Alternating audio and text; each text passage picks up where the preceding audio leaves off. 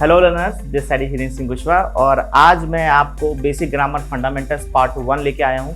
तो उससे पहले कि मैं क्लास शुरू करूँ, कहना चाहूँगा कि अभी जिन बच्चों ने भी ऐप को डाउनलोड नहीं किया हुआ है वो बच्चे डाउनलोड कर लें ताकि इंपॉर्टेंट सेशन उनसे मिस ना हो जाए।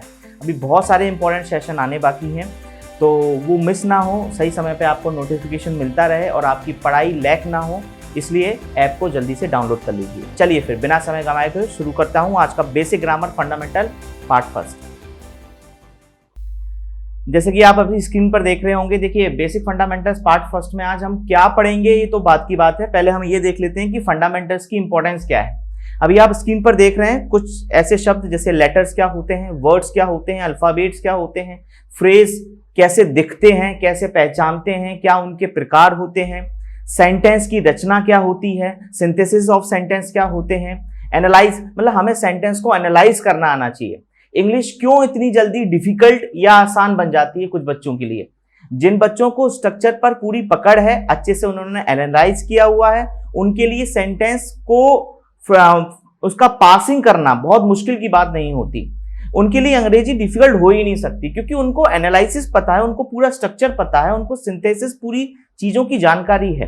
तो आप जैसे स्क्रीन पर देख रहे हैं, जैसे सब्जेक्ट्स क्या होते हैं, ऑब्जेक्ट्स क्या होते हैं, कैसे पहचानते हैं वाक्य में, किस तरह से इनको इंप्लीमेंट करता है एग्जामिनर, किस तरह से क्वेश्चन पूछता है एग्जामिनर इनसे, वर्ब क्या होते हैं, प्रेडिकेट क्या होते हैं, क्लॉजेस और उसके टाइप्स क्या होते हैं। ओके, इसके बाद मैं बात करूं पार्सिंग की। आधे से ज्यादा बच्चों को तो जानकारी नहीं होती कि पार्सिंग चीज क्या होती है। ठीक है, ये छोटी छोटी चीजों से ही ना अंग्रेजी डिफिकल्ट या आसान बनती है। ठीक है, पंचुएशंस आप ले लीजिए, एम्बिगुअस सेंटेंसेस क्या होते हैं। कई बच्चे एरर्स ढूंढने लगते हैं नाउन में, प्रोनाउन में, प्रीपोजिशन में, कंजक्शन में। हाँ, उनमें एरर होते हैं, लेकिन एम्बिगुअस सेंटेंसेस में भी एरर्स आपसे पूछे जाते हैं। जैसे अगर मैं बात करूं एक सेंटेंस की, जैसे she is my cousin sister. अब जब मैंने ये बोला she is my cousin sister, तो ग्रामेटिकली तौर पर तो कोई एरर मुझे यहां नजर नहीं आ रही। ठीक है ना, सब्जेक्ट वर्ब एग्रीमेंट भी सही हो रहा है, कॉम्प्लीमेंट भी सही दिया जा रहा है, तो I don't find any error in this sentence. लेकिन मालूम है ये एम्बिगुअस है सेंटेंस। क्यों? क्योंकि जब हमने यहाँ शी बोल दिया ना, तो यहाँ सिस्टर बोलने की जरूरत नहीं है, हम शी इज माय कजन बोलकर ही सेंटेंस को सही कर सकते हैं। तो सिस्टर वर्ड यहाँ पर जो है ना वो एम्बिगुअस हो गया। जैसे अगर मैंने बात करूं, एक सेंटेंस बोल दूं, during a long time period. जब आपने ड्यूरिंग वर्ड पहले ही बोल चुका है तो पीरियड वर्ड वहां पर यूज करना एम्बिगुअस हो जाता है। तो मैं आपको बताना ये चाह रहा हूं कि इन छोटी छोटी चीजों से ही आपकी इंग्लिश आसान बनती है। How can we make English a piece of cake? By using these pillars. Okay, इन पिलर्स की सहायता से ही हम अंग्रेजी को आसान बनाते हैं। तो मैंने सोचा आज की basic fundamental past first introduce करना है, तो पहले आपको इनकी जानकारी होनी चाहिए। नाउन, प्रोनाउन, वर्ब, टेंसेस, ये तो जब आएंगे तब आएंगे, ये तो हमारे एक सीरीज के थ्रू ही आएंगे। जैसे पहले मैं आपको वर्ब टॉपिक पढ़ाऊंगा, फिर आपके टेंस इंट्रोडक्शन होंगे, उसके बाद नाउन होंगे, सब्जेक्ट वर्ब एग्रीमेंट होंगे, ये तो सीरीज बाय सीरीज पढ़ाया जाएगा। लेकिन आपको बेसिक पिलर्स के बारे में जानकारी होनी चाहिए। होमोनिम्स क्या होते हैं, पैरोनिम्स क्या होते हैं, कंडीशनल सेंटेंसेस क्या होते हैं, कैसे ये एग्जाम में पूछे जाते हैं, ये सारी बातें। ठीक है, तो इसी के लिए मैं आपके सामने बेसिक फंडामेंटल लेक्चर 1 लेके आया हूं और ये सारी चीजें और इससे कई ज्यादा चीजें हम लोग अपने फंडामेंटल्स पार्ट में देखेंगे। हमारी ये जो वीडियोस होंगी ये कई सारे सेशन में डिवाइड होंगी, यानी कि बेसिक फंडामेंटल पास्ट फर्स्ट, फिर 2 आएगा, फिर सेकंड, थर्ड आएगा, फिर फोर्थ आएगा, फिफ्थ आएगा। जब तक आपके पूरे फंडामेंटल्स कवर नहीं हो जाएंगे तब तक हमारे बेसिक फंडामेंटल्स पार्ट चढ़ते रहेंगे। उसके बाद शुरू होगा पहला टॉपिक वर्ब।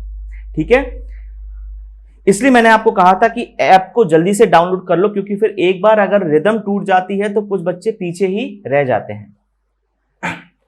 तो ये है हमारा एक छोटा सा index.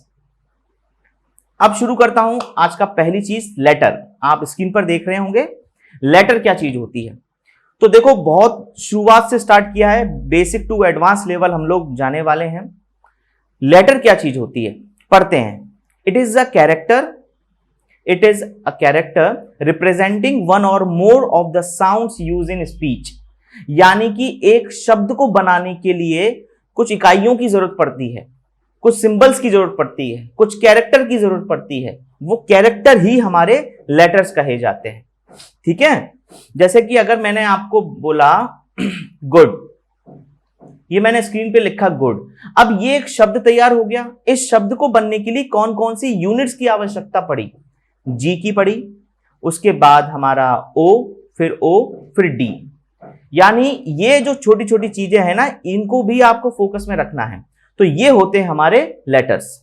Okay, it is a character representing one और more of the sounds used in speech, यानी कि उस स्पीच, पार्ट ऑफ स्पीच में या किसी लैंग्वेज को बोलने में जिन शब्दों की जरूरत पड़ती है, उन शब्द को बनाने के लिए जो यूनिट्स प्रयोग किए जाते हैं, उन इकाइयों को, उन यूनिट्स को लेटर्स कहते हैं। ठीक है, और आगे पढ़ते हैं। It is any of the symbols of an alphabet. Alphabet आपको मैं बता देता हूं, ए से लेकर जेड तक जो पूरी वर्णमालाएं होती हैं उनको अल्फाबेट कहा जाता है। ठीक है ना, जो उनका बंच होता है, उनका सेट होता है, उनका ग्रुप होता है, तो उनको हम लोग अल्फाबेट बोलते हैं। अच्छा, अंग्रेजी में जो है ना, वो टोटल 26 लेटर्स हैं। इतनी तो जानकारी होगी, आई स्ट्रांगली होप। तो for example A B C D E F G H up to Z, ये हमारे लेटर्स होते हैं। तो आई होप कि आपको ये पहला पॉइंट हमारा एकदम क्लियर हो चुका होगा। अब बढ़ता हूं अपनी दूसरी स्लाइड पर।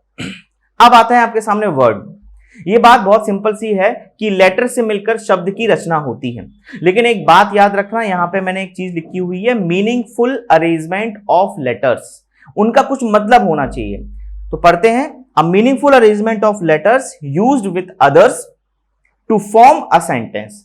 जब शब्द एक जगह मिल जाते हैं और उनसे एक वाक्य की रचना की जा सकती है। तो वर्ड की डेफिनेशन यही है। ठीक है, अच्छा, अब जैसे कि मैंने बोला यहां पर आई एन, आई क्या हो गया? लेटर। एन हो गया letter. T letter. I E, double I E, G E N T. ठीक है ना, तो I N T E double L I G E N T. तो ये सब के सब क्या हुए? लेटर्स हुए, और इन लेटर से मिलकर हमारा एक शब्द तैयार हो गया, इंटेलिजेंट। तो इसका कुछ मतलब है, बिल्कुल इंटेलिजेंट का मतलब समझदार होता है, आपको पता होगा। तो जैसे कि अगर मैंने यहां पे आप देख पा रहे होंगे, शॉकिंग वर्ड लिखा हुआ है, आपका रिटायरमेंट वर्ड लिखा हुआ है, डिक्लेयर लिखा हुआ है, और ध्वनि लिखा हुआ है। ठीक है, तो shocking word, retirement word, declare word और ध्वनि। अब हम इनसे एक वाक्य की रचना करते हैं। देखो, ध्वनिज रिटायरमेंट इज शॉकिंग। तो देख पा रहे हो आप, अब इससे क्या बन गया? एक वाक्य बन गया। ध्वनि हो गया हमारा एक शब्द, और रिटायरमेंट एक शब्द हो गया, और इज और शॉकिंग हमने इसको एक पर्टिकुलर स्ट्रक्चर में ढाल दिया है। इसको हम अफर्मेटिव सेंटेंस कहेंगे। अभी सेंटेंस क्या होते हैं, कैसे उनके प्रकार होते हैं, ये बात की बात है अभी। तो मैं ये कहना चाह रहा हूं कि वर्ड से मिलकर सेंटेंस तैयार होता है, लेकिन वो एक ढांचे में ढला होना चाहिए, ये बात याद रखना। एक बात बताओ, क्या मैं सेंटेंस को कुछ ऐसा लिख सकता हूं, इज ध्वनि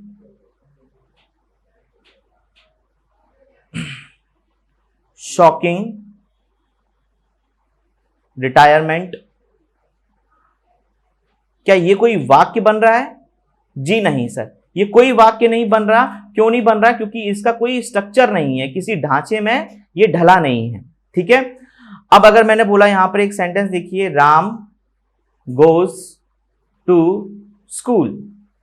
एक छोटा सा सेंटेंस लिखा है, राम गोज टू स्कूल। अब इसमें देखिए, राम एक शब्द है, गोज एक शब्द है, टू एक शब्द है, स्कूल एक शब्द है। शब्द मिलकर एक वाक्य बन गए।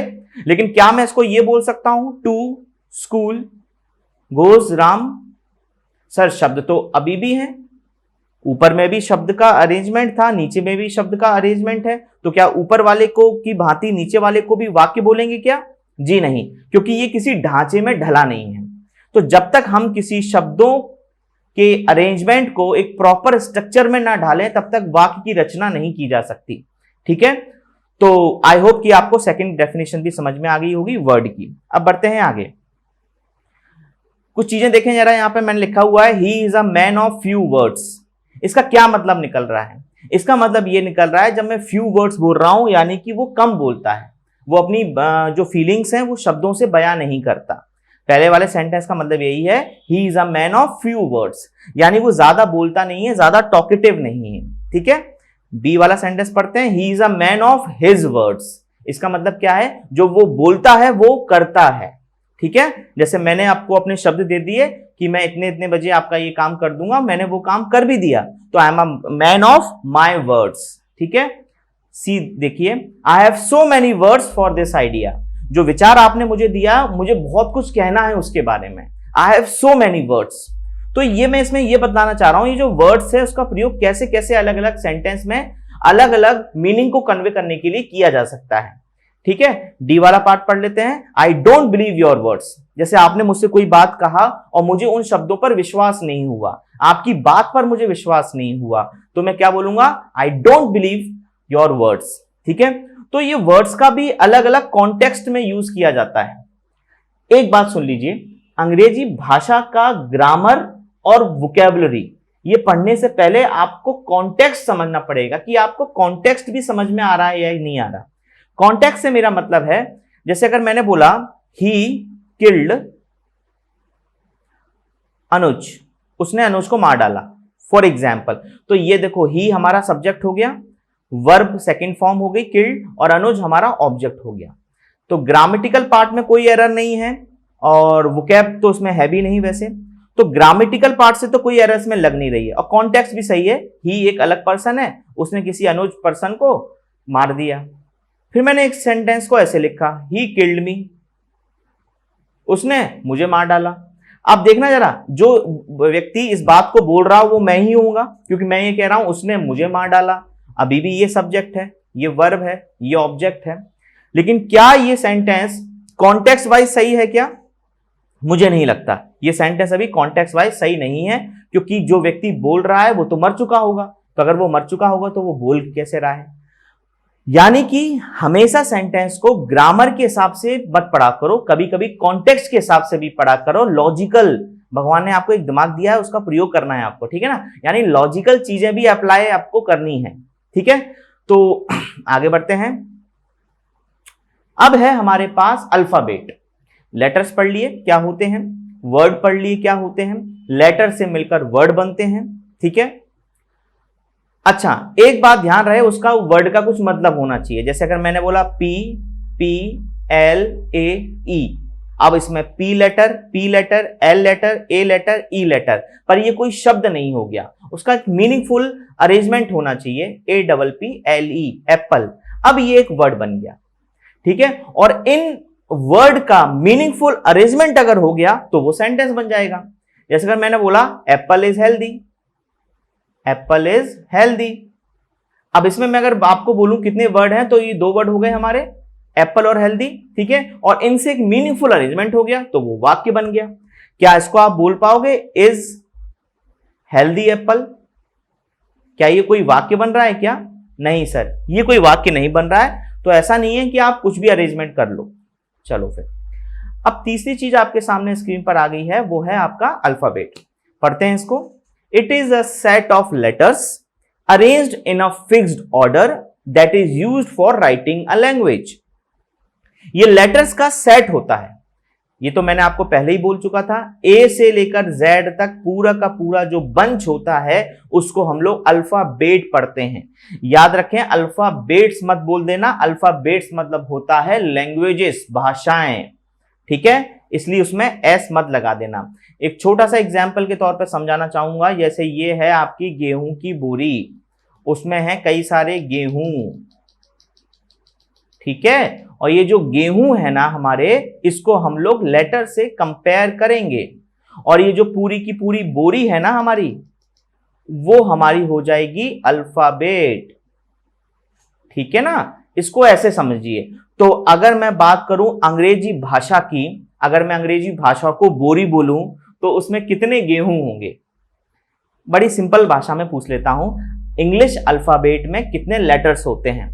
ये होते हैं हमारे 26 इंग्लिश लैंग्वेज की बात कर रहा हूं, जिसमें कॉन्सोनेंट हमारे 21 होते हैं और वोवल्स हमारे 5 होते हैं।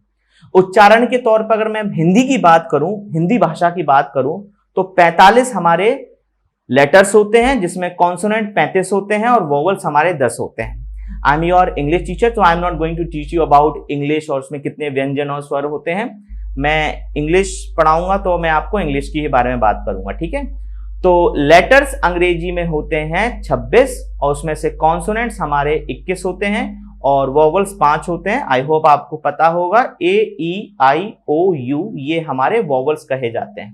आर्टिकल जैसे टॉपिक में मैं आपको पढ़ाऊंगा वोवल साउंड क्या होते हैं, पर अभी उसका राइट टाइम आया नहीं है, वो आर्टिकल टॉपिक में आपको डिटेल में पढ़ाया जाएगा, ठीक है। तो आई होप कि आपको अल्फाबेट भी समझ में आया होगा। इसको अल्फाबेट्स मत बोल देना। अच्छा, अब सुनिए जरा कई सारी मिसअंडरस्टैंडिंग्स जो बच्चा अपने दिमाग में रखता है। मैंने कई बच्चों से पूछा है, जैसे ये ए बी सी डी और ये क्या है। कुछ बच्चे इसको लेटर्स बोल देते हैं और सही बात भी है, ये लेटर्स ही हैं, ठीक है। अच्छा, जैसे ही मैं इसको इस तरह से कैपिटलाइज फॉर्म में लिख देता हूं ना, तो बच्चे इसको बहुत जल्दी अल्फाबेट बोल देते हैं। Is that so? कैसा है, क्या ये अल्फाबेट है? ये भी लेटर ही है। अंतर है, ये स्मॉल लेटर हो गए ऊपर वाले, ये आपके कैपिटल लेटर हो गए, ये कैपिटलाइज फॉर्म में हमने लिख दिए हैं, ठीक है। अल्फाबेट के इनसे मिलकर वर्ड तैयार होता है और फिर हमारे एक वर्णमाला की रचना होती है अल्फाबेट, जिसको ए से लेकर जेड तक पूरा का पूरा जो गुच्छा होता है वो हम बोल रहे हैं, ठीक है। जैसे एक उदाहरण के तौर पे बोलूं, E is the 5th letter, E जो है हमारा वो 5वां लेटर है ऑफ इंग्लिश अल्फाबेट, ठीक है। इंग्लिश अल्फाबेट में ई जो है हमारा वो 5th लेटर है, वर्ड नहीं है, अल्फाबेट नहीं है। चलो फिर ये समझ में आ गया, बढ़ते हैं आगे। देखो, अंग्रेजी का कोई भी वाक्य होगा, देखो आप जैसे हिंदी तो सीख नहीं रहे हो, हिंदी तो आप मदर टंग है आपकी और वो आपकी फर्स्ट लैंग्वेज है, उसको सीखने के लिए आपको कोई कोचिंग की जरूरत नहीं पड़ी, आपके माहौल ने आपको हिंदी सिखाई है ना। जैसे आप घर में बैठे हो तो आपके मम्मी पापा पानी, पंखा, पर्दा, टीवी ये सब प्रयोग कर रहे हैं, इनसे वाक्य की रचना हो गई। वाक्य की रचना हो गई, हमने वो चीज सुनी, जब हमने वो चीज सुनी तो हम उससे फैमिलियर हो गए और अभी हम हिंदी बहुत आसानी से बोलते हैं, कोई कोचिंग की जरूरत तो पड़ती नहीं है।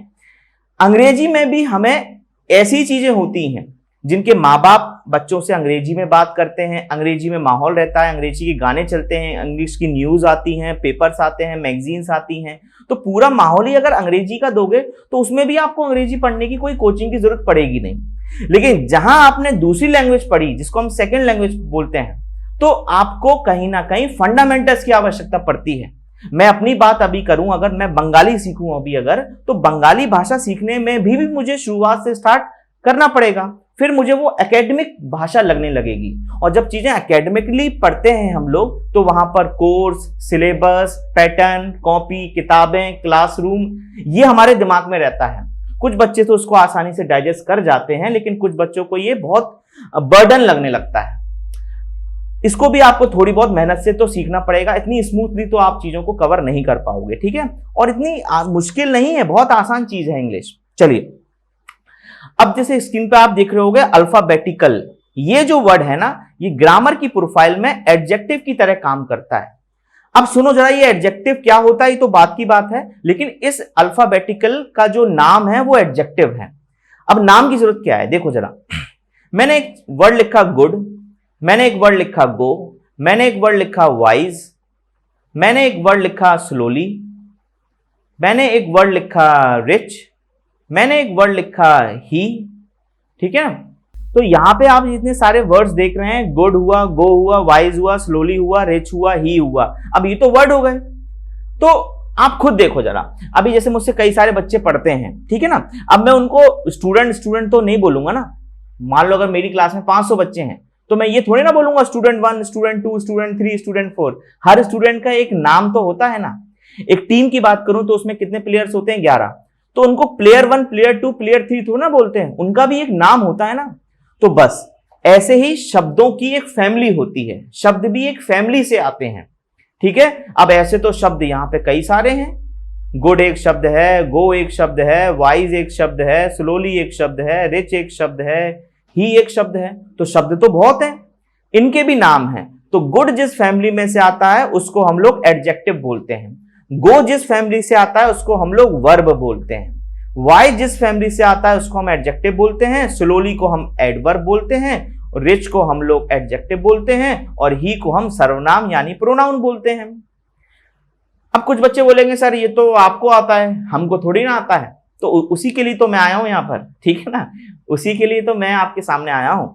देखिए, फैमिली की जो आइडेंटिफिकेशन करते हैं हम लोग, वो हम बेसिकली स्ट्रक्चर को देखकर हम करते हैं, या कुछ कॉन्सेप्ट हैं, या आपको पढ़ते पढ़ते वो चीज आ जाएगी। ये पार्ट ऑफ स्पीच में एडजेक्टिव है, नाउन है और प्रोनाउन है, ठीक है। और ये एक दिन का काम नहीं है, ठीक है, इसको हम सीखने में काफी टाइम लगेगा।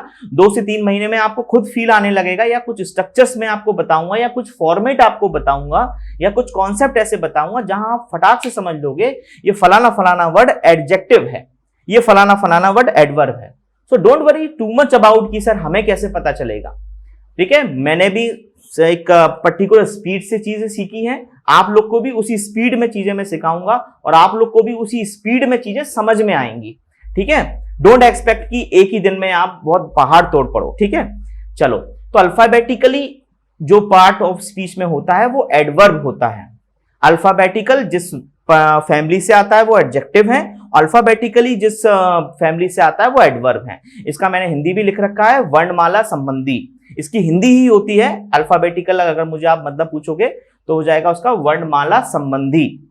अल्फाबेटिकली अगर मतलब पूछोगे तो वो हो जाएगा वर्णमाला के क्रम से, उसके क्रम से। आप लोगों ने भी ऐसी तरह की भाषा का प्रयोग कभी किया होगा या सुना होगा।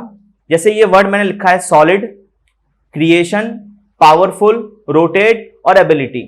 अब पहले तो मैं अपना इसमें 5 साल 6 साल का अनुभव इसमें लगाकर ये बोल देता हूं कि सॉलिड वर्ड जो होता है वो पार्ट ऑफ स्पीच में एडजेक्टिव की फैमिली से आता है।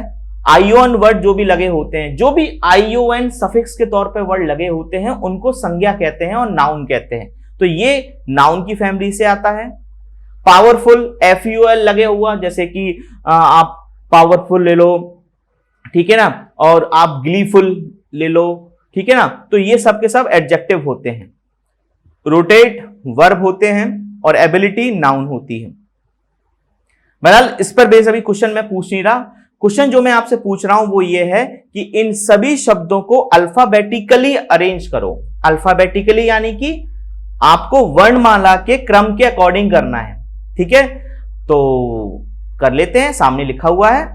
एबिलिटी पहला आएगा क्योंकि ए पहला आता है। इंग्लिश अल्फाबेट में जो लेटर पहला ए आता है आपको भी पता होगा, तो ये पहली रैंकिंग में आ गई हमारी, ये हमारी दूसरी रैंकिंग में आ गया सी, उसके बाद पी आ गया थर्ड रैंकिंग में, फोर्थ में आ गया रोटेट, और फिफ्थ में आ गया आपका सॉलिड, ठीक है। तो अब ये जो अरेंजमेंट हो गया ये अल्फाबेटिकली अरेंज्ड पैटर्न है आपका। चलो फिर लेटर हुए, वर्ड हुए, फ्रेज हुए, लेटर हुए, वर्ड हुए, उसके बाद हम अल्फाबेट पे आए। अब चौथी चीज पे आ जाते हैं, फ्रेज। पढ़ते हैं इसको, फ्रेज क्या होते हैं। बड़ी सिंपल सी चीज है, देखो, लेटर से मिलकर वर्ड बनते हैं और वर्ड से मिलकर फ्रेज बनते हैं, ठीक है। जैसे देखो जरा पढ़ लेते हैं। It is a small group of words, छोटा सा समूह होता है शब्दों का, स्टैंडिंग टुगेदर, एक साथ मिलकर, एज अ कंसेप्चुअल यूनिट, वो एक यूनिट बन जाते हैं। जैसे कि सुनो, मैंने बोला अम्ब्रेला, क्या अम्ब्रेला शब्दों का समूह है क्या? फिर से सुनो, क्या अम्ब्रेला शब्दों का समूह है क्या? मुझे नहीं लगता, क्योंकि अम्ब्रेला जो है वो तो शब्द एक ही है, शब्दों का समूह कहां है? शब्द तो एक ही है ना। अच्छा, फिर मैंने एक वर्ड बोला ब्रोकन, अच्छा ये भी एक शब्द ही है अभी, ठीक है। इन शब्दों को मैंने मिला दिया, अब ये जो ब्रोकन अम्ब्रेला हो गया ये फ्रेज हो गया, हाँ या ना? ये फ्रेज हो गया, बिल्कुल हो गया। ब्रोकन अम्ब्रेला पूरा का पूरा हम क्या बोलेंगे? फ्रेज बोलेंगे, ठीक बात। अच्छा, फिर मैंने एक चीज और लिखी, broken and costly umbrella, broken and costly umbrella, ये भी एक फ्रेज हो गया, क्योंकि ब्रोकन एक वर्ड, एंड एक वर्ड, कॉस्टली एक वर्ड, अम्ब्रेला एक वर्ड। क्या चीज सिखाना चाह रहा हूं आपको मैं इससे? मैं आपको यह चीज सिखाना चाह रहा हूं कि फ्रेज बनने के लिए कम से कम कितने शब्दों की जरूरत होती है? या तो 2 हो या 2 से ज्यादा हो। जैसे इंटेलिजेंट, इसको आप फ्रेज नहीं बोलना, इसको आप वर्ड बोलना। इंटेलिजेंट स्टूडेंट, इसको फ्रेज बोल देना क्योंकि 2 वर्ड आ गए। अ वेरी इंटेलिजेंट स्टूडेंट, इसको भी फ्रेज बोल देना क्योंकि 3 वर्ड आ गए आपके, ठीक है। तो फ्रेज में हो सकता है 3 वर्ड आए, 4 वर्ड आए, 5 वर्ड आए, पर वो एक कलेक्टिव यूनिट की तरह काम करनी चाहिए।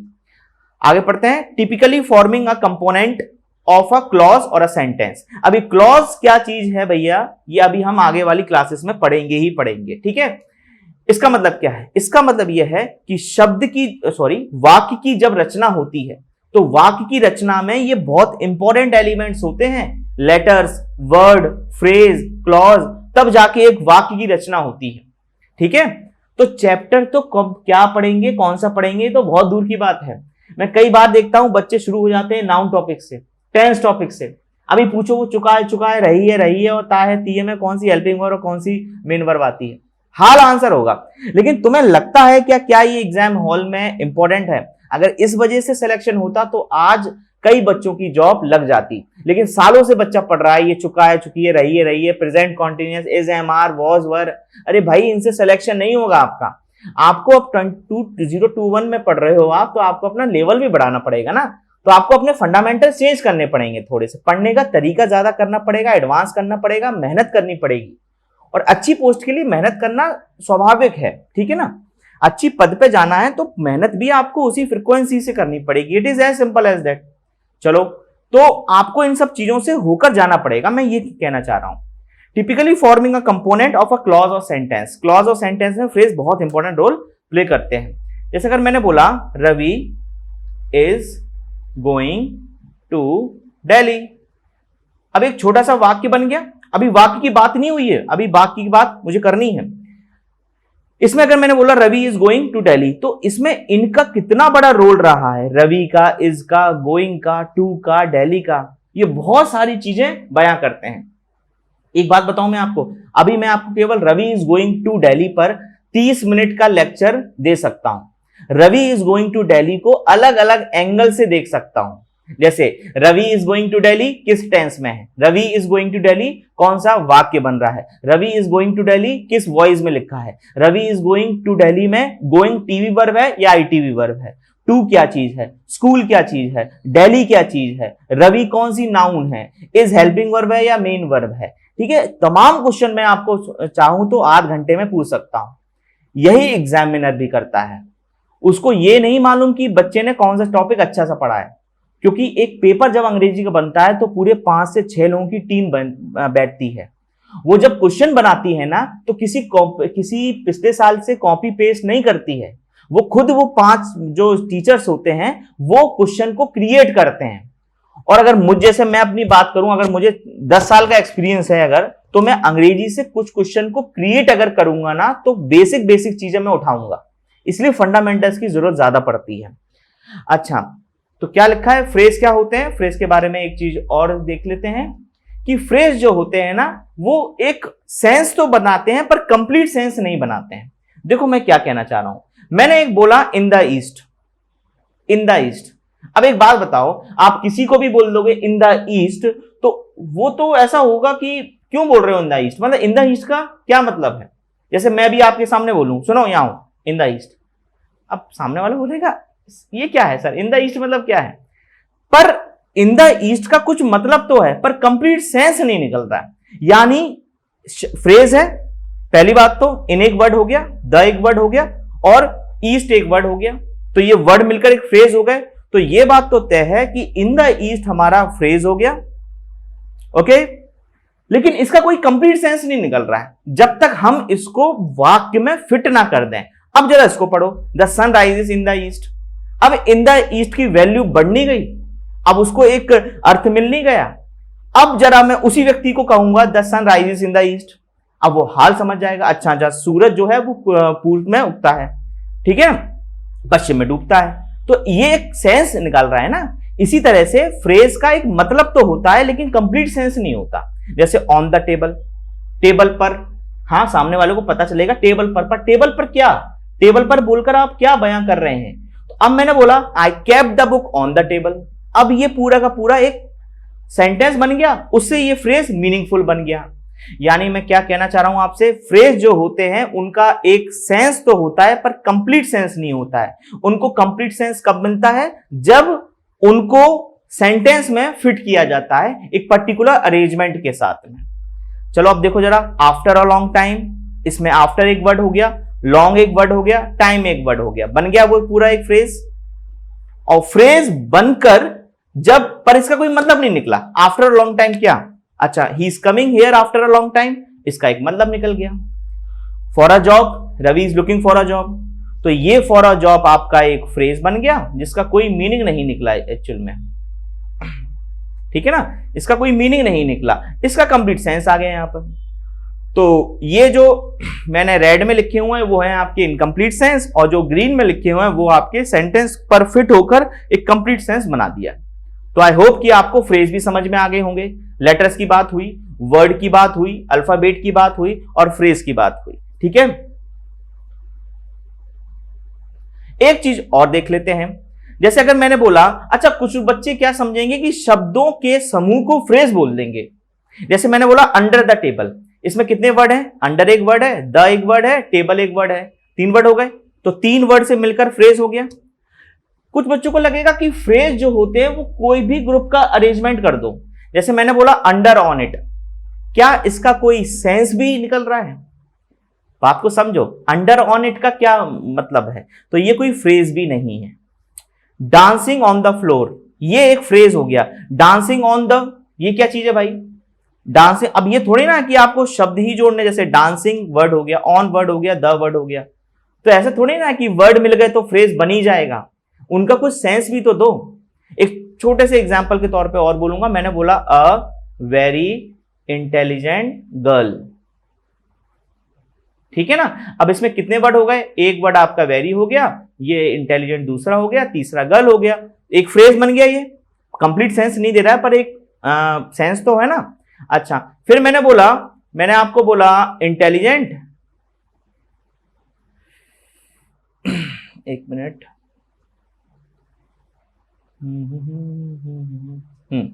तो मैंने आपको यहां पे बोला इंटेलिजेंट, उसके बाद मैंने बोला वेरी, फिर मैंने बोला गर्ल, और फिर मैंने बोला अ। क्या कोई सेंस है इसका, इंटेलिजेंट वेरी गर्ल अ, तो ये कोई फ्रेज नहीं है मतलब, और ऊपर वाला फ्रेज है। तो फ्रेज बनने के लिए ऐसा नहीं है कि शब्दों के समूह ही चाहिए, शब्दों के समूह भी एक सेंस देने चाहिए, ठीक है ना। तो ये फ्रेज हो गया आपका।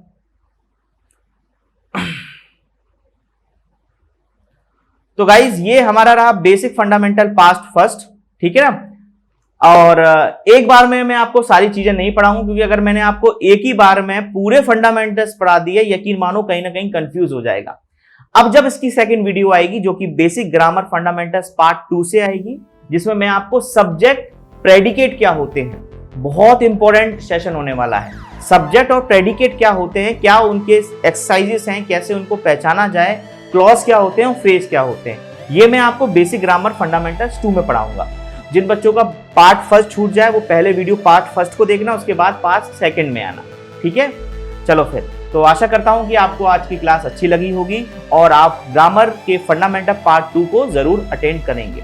जो भी बच्चे ऐप डाउनलोड कर लिए हैं, बहुत जल्दी नया बैच शुरू होने वाला है, वो इन्फॉर्मेशन भी मैं आपको ऐप के थ्रू दूंगा। और जिन बच्चों ने अभी ऐप डाउनलोड नहीं किया हुआ है, काइंडली डाउनलोड दी ऐप, ताकि आपको अपकमिंग नोटिफिकेशन आने का वेट ना करो, और ताकि आपके एग्जाम भी एकदम क्लियर हो जाए।